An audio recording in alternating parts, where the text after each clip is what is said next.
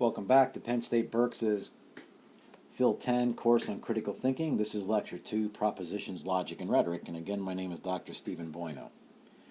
When we talk about propositions, remember we're speaking about truth and falsity. So we can understand a proposition to be, the connection by a copula of a subject and predicate, and there's some qualitative determination of that, the all, the none, the some, and such. In terms, though, of these propositions, there are certain things that are necessary, and we'll call those things laws. But we don't mean laws in the same way that we would talk about causal laws, as in those that occur in nature. So, for instance, the law of gravity is something that because of this existing, there's always a relation, a condition that follows that, and the law speaks of that causal condition. We're talking about laws of logic in a sense that they are necessary in order for us to derive meaning from what it is that we're trying to, in this particular instance, form as far as a proposition. Now, there are, in your text, 4 laws of logic. We'll look at 2 today. The first, bivalence. So it's either going to be true or false. And the second, that there's a truth value attached to that. So it cannot be both true and false. So we only have 2 choices, that it's going to be true or it will be false, and it cannot be both. All right, so if that seems like that's being picky, welcome to logic. It has to lay everything out so that there's absolute, the highest level of clarity that we can have, so therefore we could derive meaning, hence the necessity of the laws of logic. Keep in the back of your mind that in propositions, we're only talking about truth or falsity. We're not talking about validity or the weakness or such. Those are terms that are applied to arguments. And if the form of the argument, at least in a deductive sense, is good, then the validity is good. Remember, it still could be that it's not valid, but that has to do with whether or not one of the premises is false or not. Nonetheless, just keep in the back of your mind that here, as what we termed the understanding of propositions being the second order of logic, that they only fall into either truth or validity. Now, when we identify a proposition, what we're trying to do with it is we are making a statement about the affairs of things in what we would say in reality. What we are not doing right now, although it can apply to this, is we're not making ethical evaluations. So most of what you do in propositions is a judgment. The minute that you say the grass is green, you're making a judgment about the grass, that green is predicated of grass. If we were to say the building is tall, that is a judgment, but it's a non-normative judgment. A normative judgment puts some ethical evaluation to the whole thing. So if we were to say the building is tall, it would be non-normative. If we say the building is tall and obscures my view, that's making some sort of ethical evaluation. That woman is tall is just a non-normative judgment. That woman is tall and I don't like tall women, or whatever it is that you would like to say, that becomes an ethical evaluation. So we're not talking about this necessarily, although there can be an application to this, but that'll come later. So we're only speaking about the state of the affairs. In other words, is what we are talking about, the door is open, the grass is green, is that true or is it false? These are declarative statements here. So we can put it into the form that all S is P, that's the subject and predicate. So all of the subject is the predicate. So all grass is green. That is either true or it is either false. If we were going to talk about just somebody's attitudes towards truth and falsity of these declarative statements, then, in other words, do you believe that? We then could say that a correct attitude could be that, yes, all grass is green, that is true or that it is not true, right? So there's the bivalence applied just to that one proposition. We could have an incorrect attitude, that it is or is not false. So if you were to put this out on a truth table, which we don't do, but it's in your text, you would see that you really have 4 options. It's correct, and it's either, when you call it correct, that's your attitude towards it, that attitude is either true or it is not true. And if you do not believe it's correct, then that attitude is either true or it's not true. Now, the reason why this is important, and let's try to make this as applicable as we can. First of all, these are evaluative. So we are trying to make some determination on the truth or falsity. That's our evaluation. And these are a priori. Now, you may have heard that term before. All it really means is prior to experience. So empirical sciences are all based in sensory observed things that can then be empirically worked through, and knowledge is gained from those things that are observed. So in the field of epistemology, which is the study of knowledge within philosophy, there are many different ways that somebody can come to know something.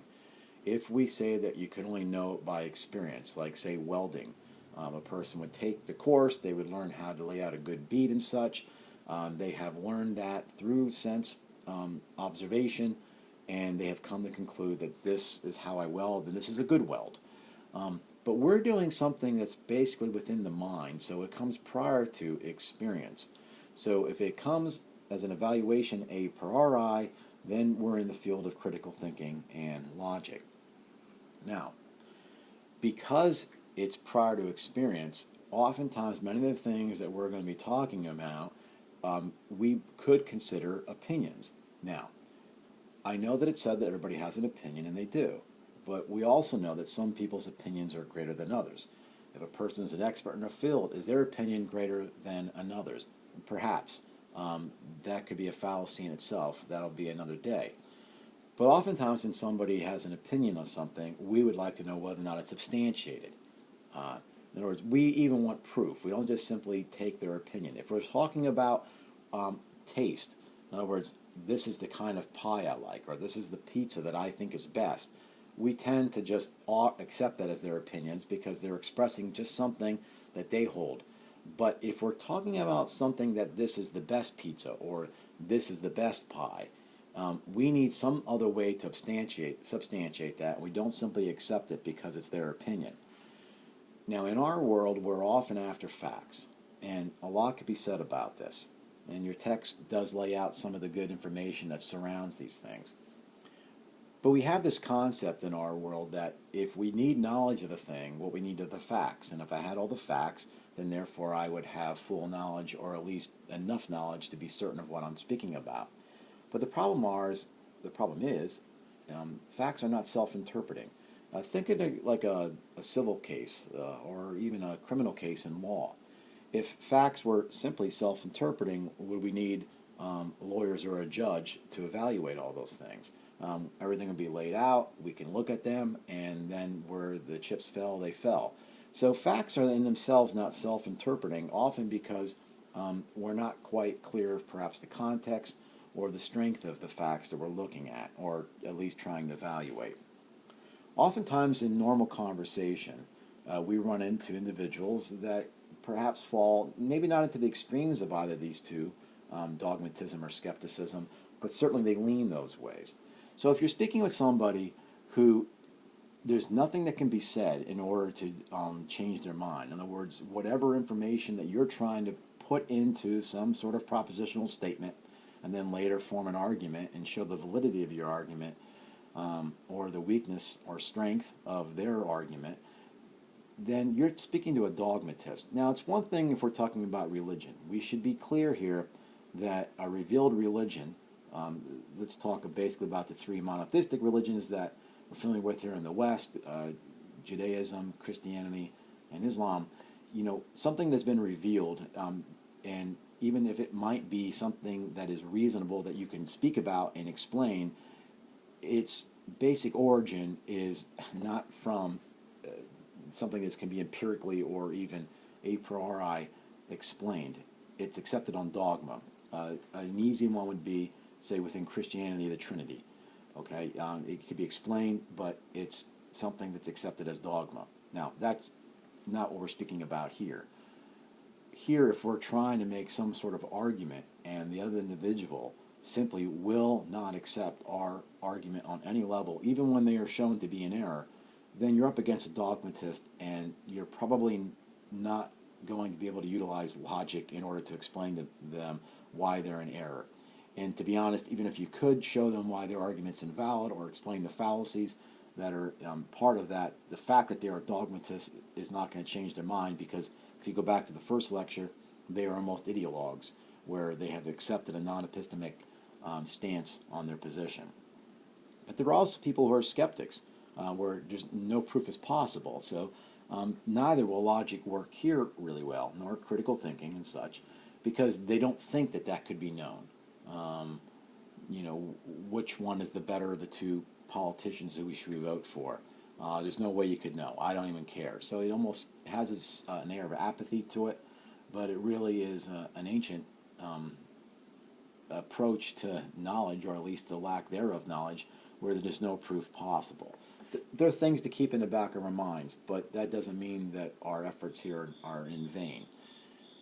In epistemology, when we define what is or is not knowledge, typically the most common is this Jtb theory. So what that stands for is justified true belief.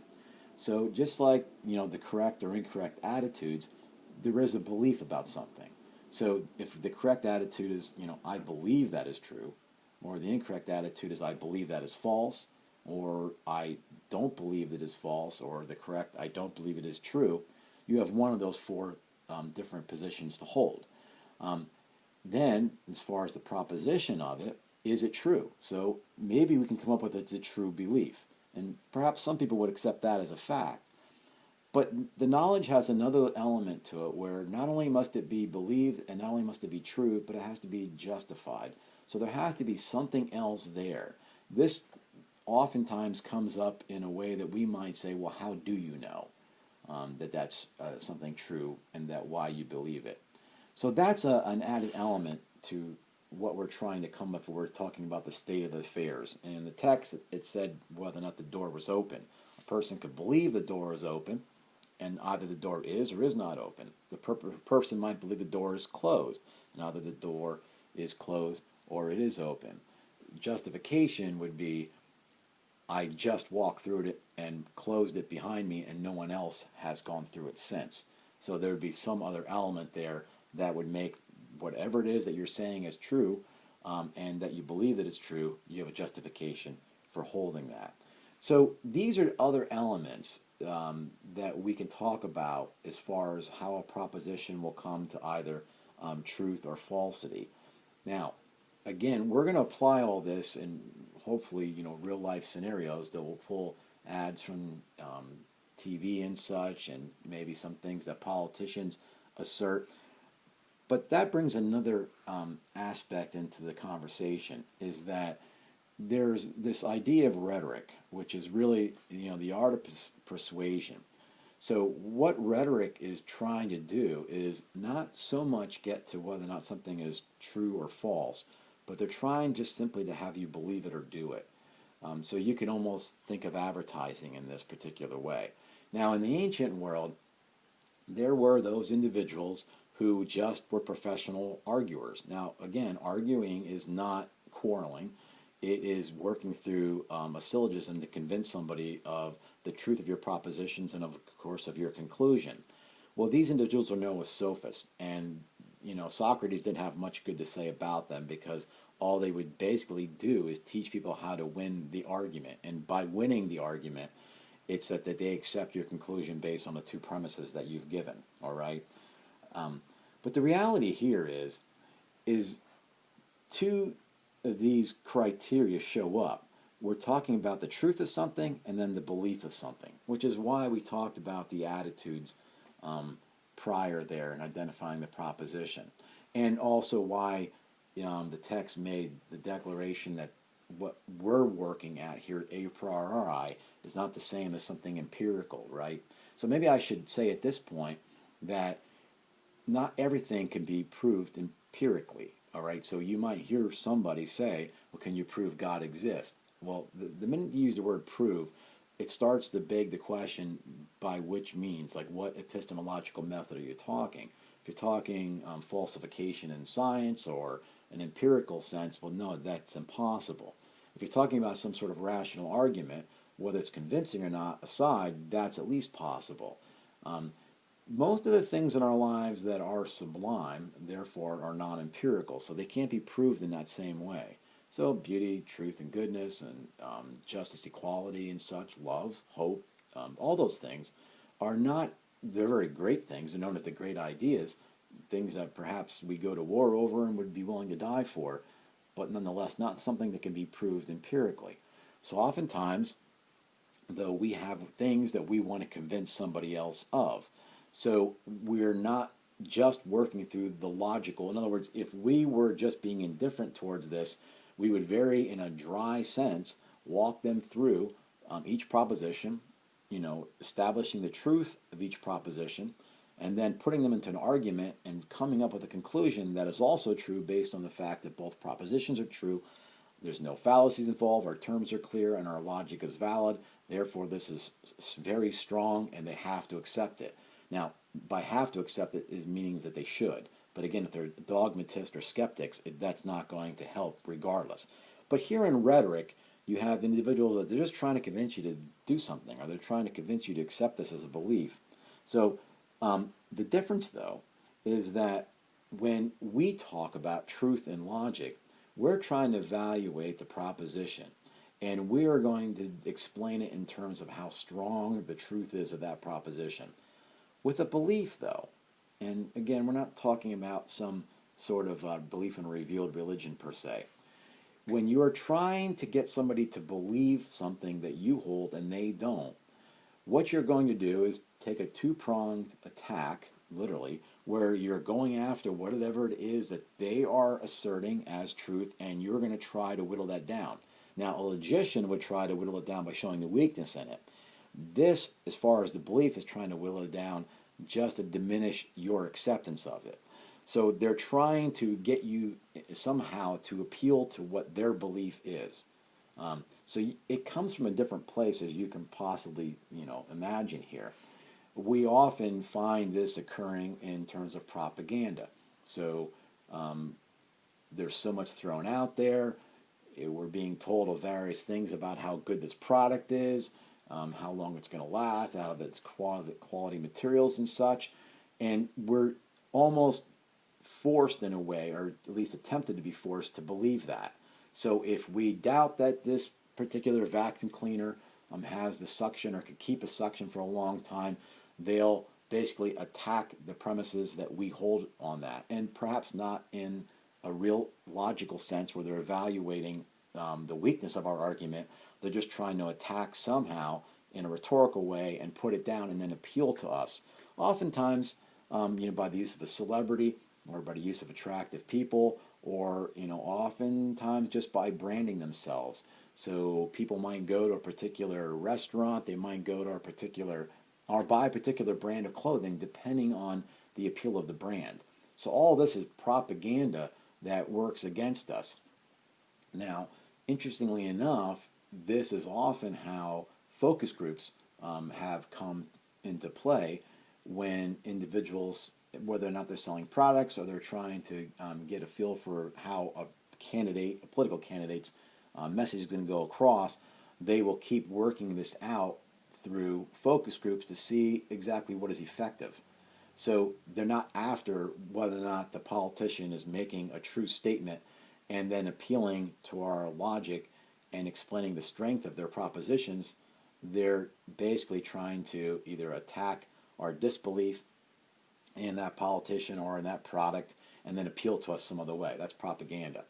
Now, this really feeds into bias, because if a particular individual is already leaning towards that, and it's easy to explain within political ideology, if a person is already a conservative or a liberal, then it's going to be much easier to try to sell your particular candidate to them, and they're not going to be as critical, because it's that literally confirmation bias, where all you're doing is the individual who's hearing this message is trying to be affirmed in their own belief. So all you have to basically do is stick within certain lines, if you want to call it that, and the individual will certainly accept whatever that is that you offer them. Now, this may all be obvious to you, but remember, in the first lecture, what I said is that one of the benefits of studying logic and critical thinking is to burn through all of this. It almost really is, quite frankly, a superpower, where you become very resilient to these types of attacks, if you want to say it that way. It's a good way to say it. Now, There's a lot of good ways to do. Well, when I say good, I should say effective. I don't mean good in a normative, ethical, evaluative sense. When people use jargon, so this could just be something that's colloquial, it's unfamiliar, or it could be very, highly technical terms, which again, even like the term stoichiometric is very technical, but it lacks clarity if the listener doesn't hear it. So you might, if somebody's trying to explain why this particular pharmaceutical drug is good for whatever pathology or disease that a person might has, you hear all these kind of technical terms go up. Or listen to what somebody might say is or is not in a shampoo.